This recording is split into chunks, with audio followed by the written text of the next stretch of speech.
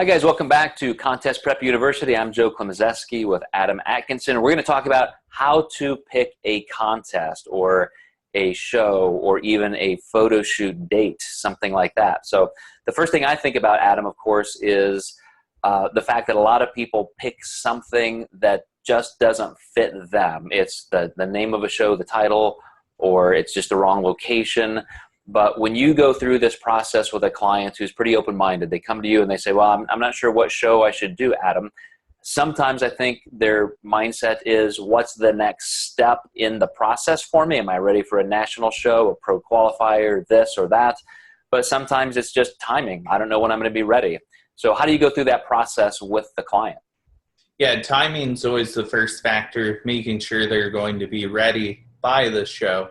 And then I would say, too, experience and kind of choosing, is this a big show? The Emerald Cup is a massive show, so I typically wouldn't throw somebody into that show unless it was close to them. Now, if it's a national level competitor, I might have them travel out that way and get some really big experience there.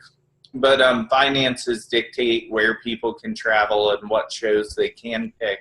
But making sure they're going to be ready on time is the second most important factor. We can get into organization just on how certain organizations are judged. If somebody's really small, I might have them specifically find a drug-free show where it's tested versus a untested show.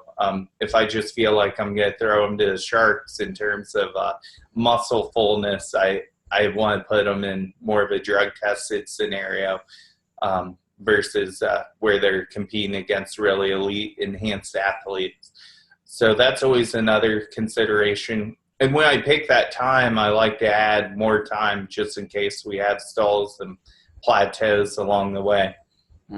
Yeah, you brought up something that I don't think I would have even considered, and that is, picking a show that's right for your experience level. A lot of people come to me, and I'm sure other coaches right off the bat, maybe have never even competed before, and they immediately are talking pro card.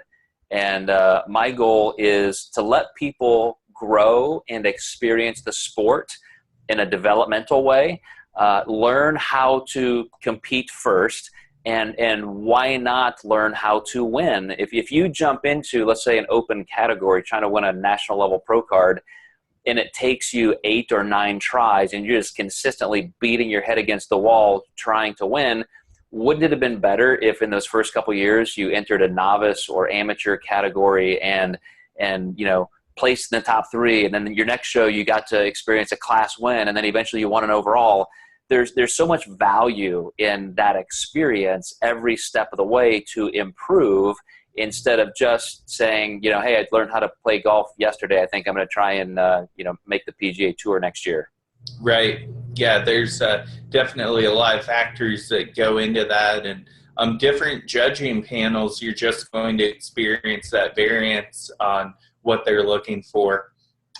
Even though there's standardization with what they're looking for, there's just always going to be that subjectivity. So I would encourage new people, especially their first show, pick more than just one so you can get a couple different experiences.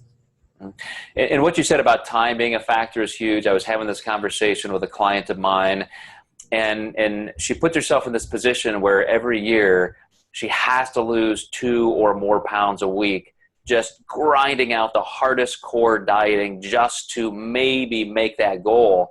I'm like, why? Just stop that.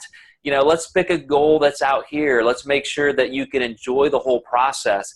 There is no logical reason to pick a contest that you can't not only look your best, but you can't enjoy the process and know you're giving yourself the best chance to win because you're preserving muscle, you're not overdoing cardio. So, that's just a huge, huge factor. And that does take a little bit of a learning process for people to go through, a season or 2 to kind of develop that understanding of their own body's pace and metabolism. And, that's not all linear. When you get to the end of a contest prep, your metabolism's slowing down, you're working through that metabolic set point.